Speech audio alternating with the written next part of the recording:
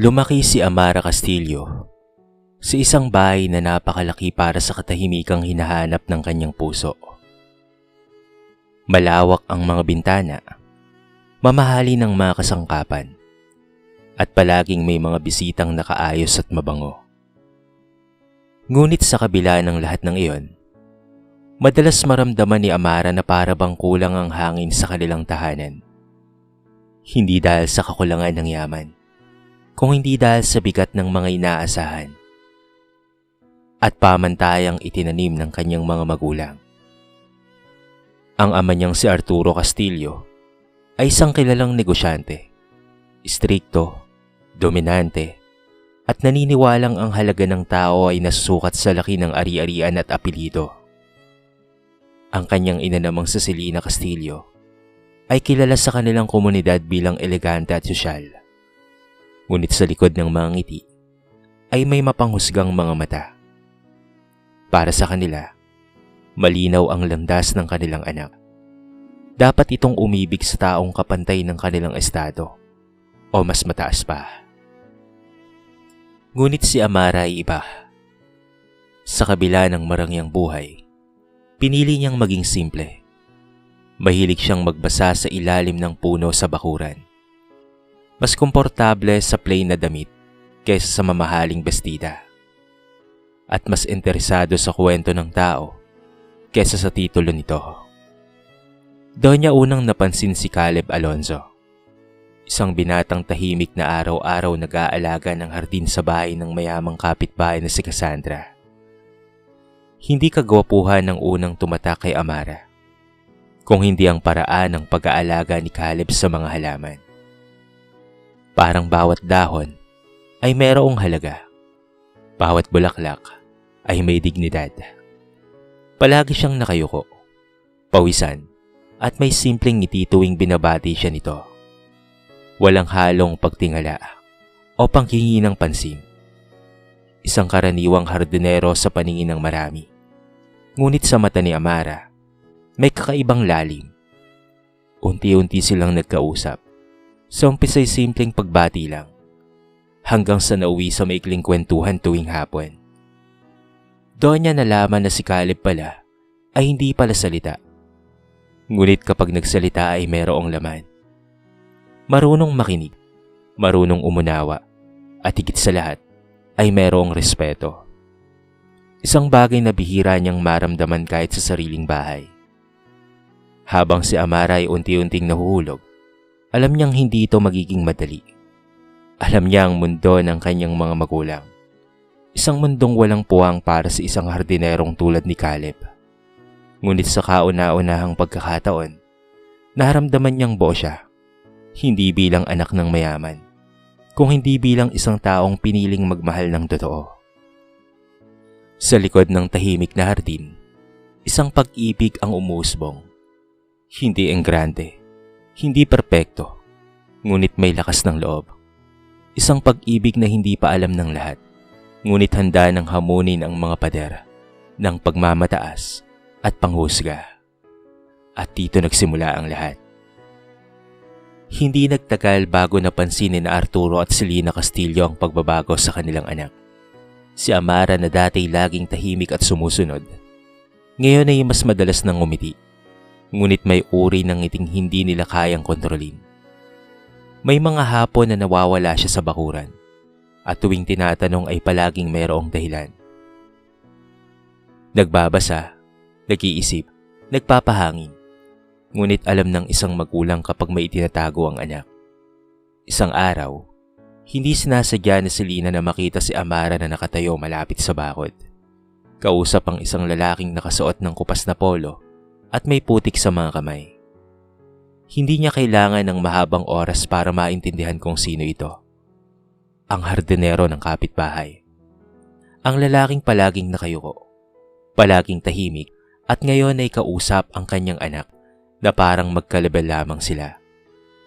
Kinagabihan, agad nilang hinarap si Amara sa hapagkainan. Ang mesa ay puno ng mamahaling pagkain, ngunit ang hangin ay mabigat. "Sino ang lalaking yun?" Malamig na tanong ni Arturo.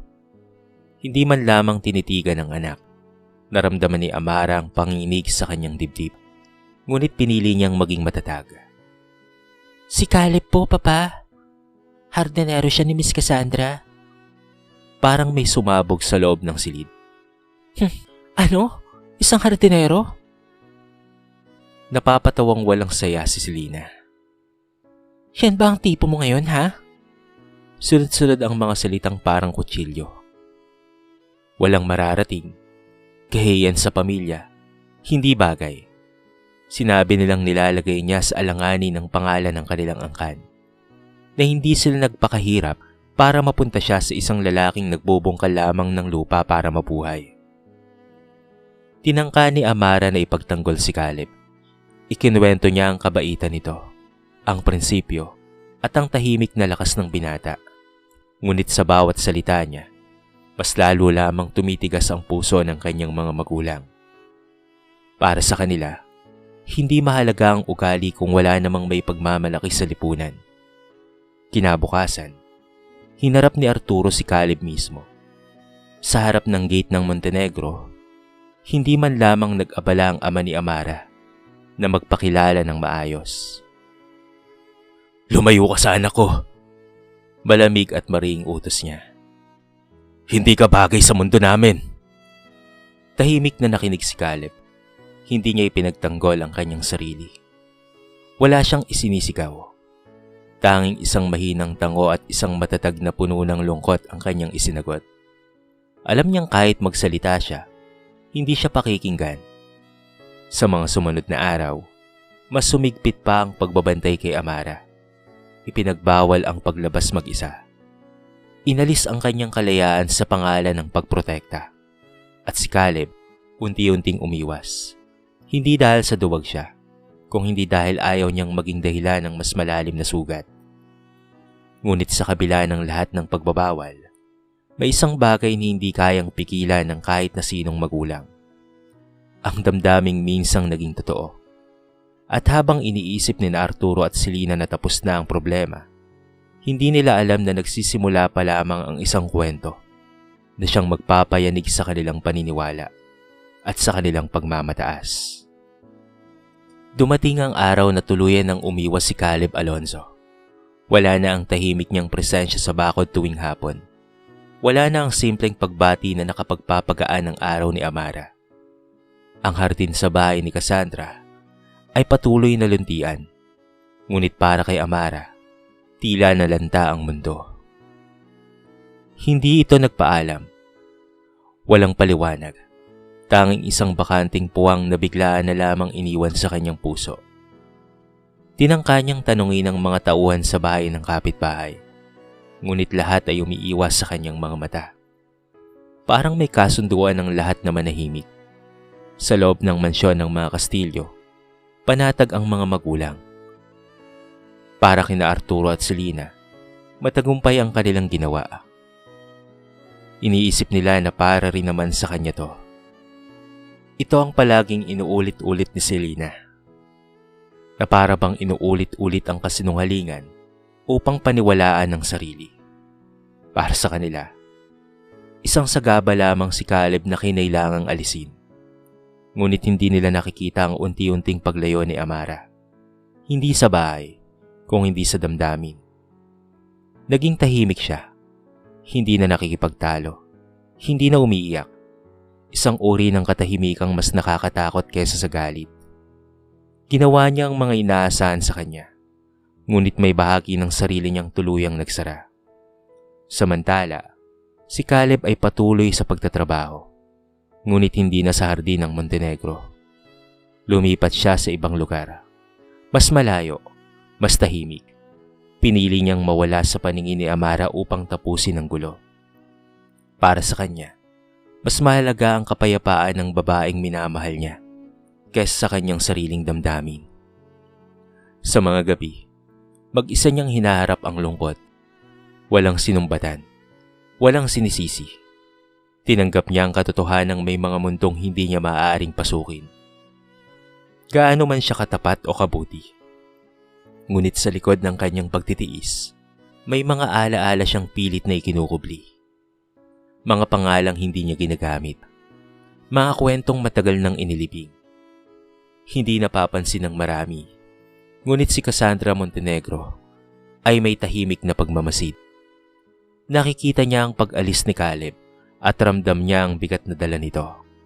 Matagal na niyang kilala ang binata. Higit pa sa pagkakakilala ng lahat. Alam niya ang pinagmulan nito. Ang dahilan kung bakit pinili nitong maging simpleng hardinero, kahit alam niyang masigit itong may kakayahan sa buhay. Isang hapon, nakita ni Cassandra si Amara na mag-isa sa bakuran. Nakaupo sa ilalim ng punong madalas niyang tambayan. Hindi umiiyak ang dalaga ng mga oras na yon, ngunit bakas ang pagod sa kanyang mga mata. May mga tanong si Amara na walang makuhang sagot, at may mga sagot si Cassandra na hindi pa handang ibigay. Sadyang may mga taong pinipiling manahimik? Wika ni Cassandra, hindi tuwirang nakatingin kay Amara. Hindi dahil wala silang sasabihin, kung hindi dahil hindi pa handa ang mundo na makinig. Hindi kaagad naintindihan ni Amara ang ibig sabihin noon. Ngunit sa loob niya, may kakaibang pakiramdam. Parang may lihim na unti-unting lumalapit sa ibabaw. Isang katotohanang matagal nang iniwasan at isang paghihiwalay na hindi pala wakas kung hindi simula ng mas malalim na pagsubok. At sa katahimikan ng kanilang kanya-kanyang pagtitiis, unti-unting naghahanda ang kapalaran ng isang revelasyon. Revelasyong magpapabago sa lahat. Nagsimula ang lahat sa isang bagay na tila walang halaga. Isang umagang maulan, habang inaayos na si Lina Castillo ang mga lumang gamit sa storage room. May natagpuan siyang sobra na hindi pamilyar ang pangalan. Wala itong selyo ng kumpanya. Wala ring pirma. Ngunit may isang pangalang nagpaangat ng kilay niya. Cristobal Alonzo. Hindi niya alam kung bakit, ngunit may kakaibang bigat ang pangalang iyon. Para bang narinig niya na ito noon pa man. Sa mga panahong mas bata pa siya at mas bago pa ang kanilang pag-angat sa negosyo. Pinagpag niya ang ala-ala at ibinalik ang sobre sa kahon. Iniisip na walang kabuluhan iyon. Ngunit mula noon, tila may mga pangyayaring sunod-sunod na gumugulo sa kanyang isipan. Ilang araw ang lumipas. May isang matandang lalaki ang dumalaw kay Arturo sa opisina. May dalang dokumento at isang malamig na tingin na hindi mapigilan ni Arturo na kanyang mapansin. Hindi nagpakilala ang lalaki ng detalyado. Ngunit binanggit ang isang lumang proyekto. Isang kumpanyang minsang muntika ng bumagsak, ngunit biglang naisalba dahil sa isang kasunduan. May mga utang na hindi nababayaran sa pamamagitan ng pera. Malamig na sambit ng bisita bago umalis. Iniwan niya si Arturo na balisa. Hinahabol ng mga alaala ng mga desisyong ginawa niya noon. Mga desisyong ipinagpalit ang konsensya para lamang sa tagumpay. Samantala, si Amara ay patuloy na naghahanap ng sagot. Hindi siya kontento sa katahimikan. Dinalaw niya si Cassandra Montenegro, umaasang may makukuhang paliwanag. Sa sala ng mayamang kapitbahay, napansin niya ang isang lumang letrato sa estante. Isang batang lalaki na kahawig ni Caleb, nakatayo sa tabi ng isang lalaking may dignidad at talinong bakas sa mga mata. Si Caleb ba yan? Maingat na tanong ni Amara. Hindi kaagad sumagot si Cassandra. Lumapit siya sa bintana. Pinagmamasdan ng hardina minsang inalagaan ng binata. May mga kwentong mas madaling itago kaysa sa ipaliwanag. Mahina niyang tugon. Pero darating ang oras, nalalabas rin ang katotohanan. Lalong gumulo ang isipan ni Amara. Ang hardinerong minahal niya ay tila may buhay na hindi niya lubos na nakilala. Ngunit imbes na matakot, mas lalo siyang naging determinado. Hindi siya umiibig sa isang ilusyon. Umiibig siya sa isang tao. At anumang katotohanan ang nasa likod nito, handa siyang tanggapin. Habang ang mga peraso ng katotohanan ay unti-unting nagsasalubong, isang pangalan sa sobre, isang bisitang may babala, isang litrato sa istante, na siyang nagsisimula ng mabuo sa larawan ng isang nakaraan, na pilit na tinakpan ng panahon at kayabangan. Hindi pa malinaw ang buong kwento, ngunit isang bagay ang tiyak. Ang lalaking tinawag nilang hamak na hardinero ay may pinanggagalingang mas malalim kesa sa kanilang inakala. At habang papalapit ang katotohanan, mas humihigpit ang hawak ng hiya sa mga pusong matagal nang nasanay sa panghusga. Hindi pa nila alam, ngunit ang mga tanong na kanilang iniiwasan ang siyang magiging dahilan ng kanilang pagbagsak. Tumating ang katotohanang hindi sa pamamagitan ng sigaw o eksenang puno ng galit, kung hindi sa isang tahimik na pagtitipon sa bahay ni Cassandra Montenegro. Inanyayahan niya sina Arturo at Selena. Kasama na roon si Amara sa isang simpleng hapunan. Isang paanyayang hindi nila inaasahan, ngunit hindi rin nila tinanggihan. May bigat sa tono ni Cassandra na tila may nais siyang wakasan. Tahimik ang hapag, walang musika, walang pilit ng ngiti. Sa gitna ng mesa ay may ilang dokumentong maayos na nakaayos at isang lumang larawan na nakaharap pababa. Nang tuluyan ng maupo ang lahat, saka nagsalita si Cassandra. May mga katotohanang matagal nang itinago. Wika niya, diretso ang tingin kay Arturo.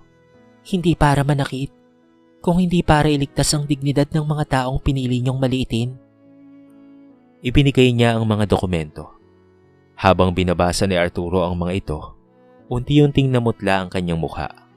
Mga papeles ng kumpanya, lumang kontrata, at mga lagda. Lahat ay pamilyar. Mula sa panahong nagsisimula pa lamang ang kanyang negosyo. Mula sa panahong halos wala siyang anuman. Isang pangalan ang paulit-ulit na lumilitaw. Cristobal Alonzo. Si Cristobal ang nagligtas sa kumpanya mo. Patuloy ni Cassandra. Hindi bilang namumuhunan, kung hindi bilang taong naniwala sa iyo noong walang naniniwala sa iyo. Hindi nakapagsalita si Arturo. Ang lalaking minsan siyang tinulungan, o mas tamang sabihing ginamit, ay siya ring ama ni Caleb Alonzo. Ipinaliwanag ni Cassandra ang lahat.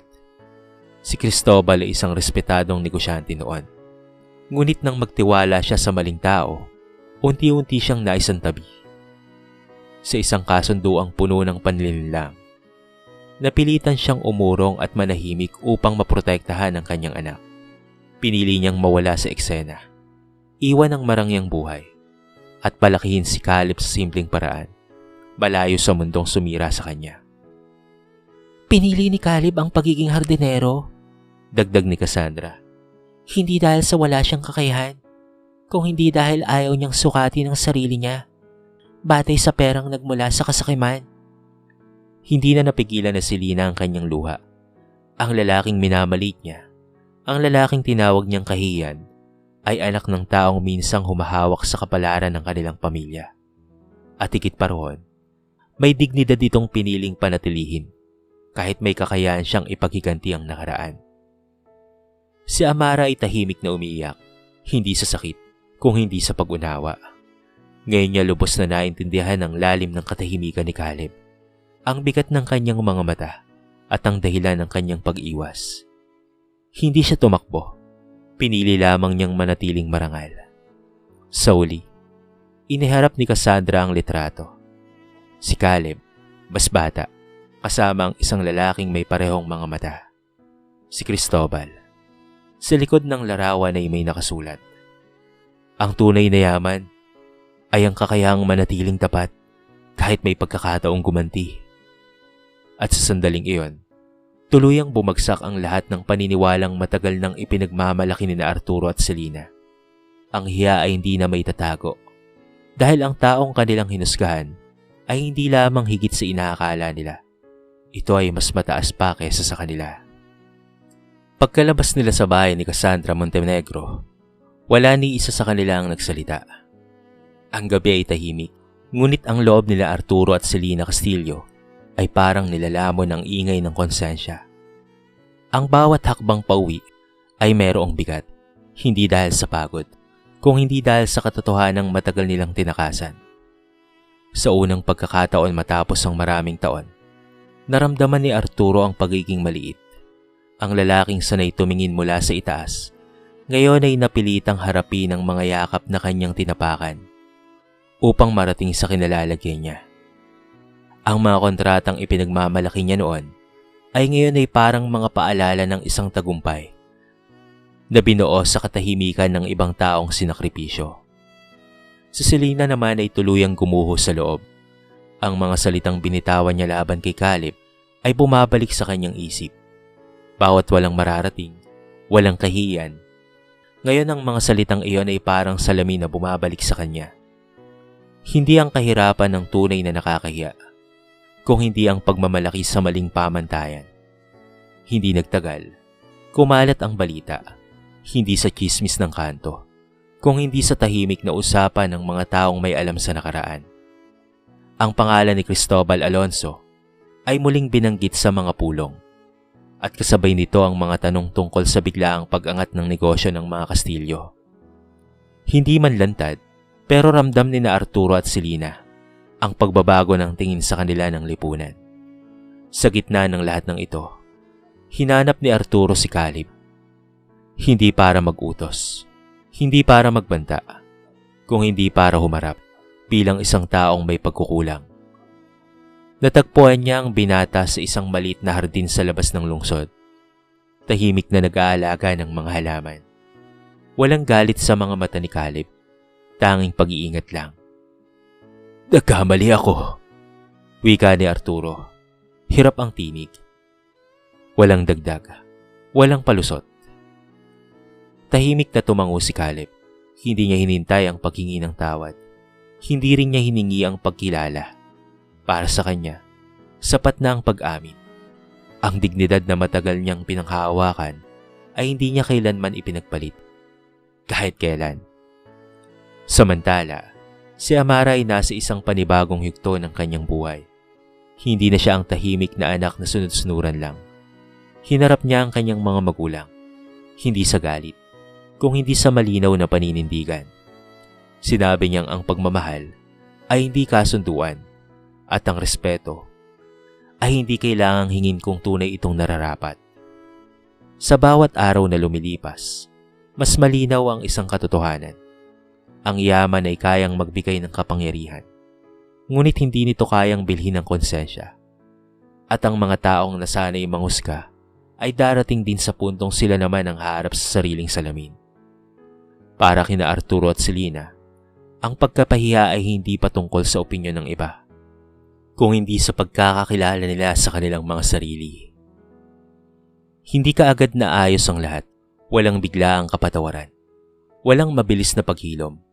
Ngunit may isang bagay na malinaw. May mga pusong nagbago at may mga aral na hindi na nabubura. Sa katahimikan matapos ang unos, unti-unting natutunan ng bawat isa ang tunay na kahulugan ng pagpapakumbaba. Si Amara ang unang kumilos. Hindi siya naghihintay ng pahintulot o basbas. Hinanap niya si Caleb, hindi bilang anak ng mayaman o anak ng taong may nakaraan, kung hindi bilang lalaking minahal niya noon at pinili pa ring mahalin ngayon. Nagkita sila sa parehong hardin, ang lugar na naging saksi sa mga unang ngiti, unang pag-uusap at unang paghuhusga. Hindi sila nagmadaling magsalita. Minsan, sapat na ang katahimikan para ipaalala kung bakit nagsimula ang lahat. Sa wakas, sinabi ni Amara ang matagal nang nasa dibdib niya, na hindi siya umiibig sa kwento ng pinagmulan ni Caleb. Kung hindi sa kung sino siya sa araw-araw, at sa unang pagkakataon, pinili ni Caleb na wag nang umatras. Sa bahay ng mga Kastilyo, tahimik ang mga araw. Hindi na palaging may bisita. Hindi na puno ng pagmamataas ang mga usapan. Si Arturo ay unti-unting bumitaw sa mga bagay na dati niyang pinanghahawakan. Hindi ang negosyo, kung hindi ang ilusyon ng pagiging higit sa iba. Natutunan niyang makinig, hindi upang sumagot, kung hindi upang umunawa. Si Selena naman, ay natutong tumingin sa mga tao nang hindi inuuna ang anyo o estado. Ang mga luha niyang minsang bunga ng hiya ay naging binhi ng pagbabago. Hindi niya na hinahanap ang paghanga ng lipunan. Mas pinili niyang itama ang sarili sa harap ng anak. Isang araw, muling nagkatipon ang dalawang pamilya. hindi sa engranding okasyon, kung hindi sa isang simpleng salo-salo.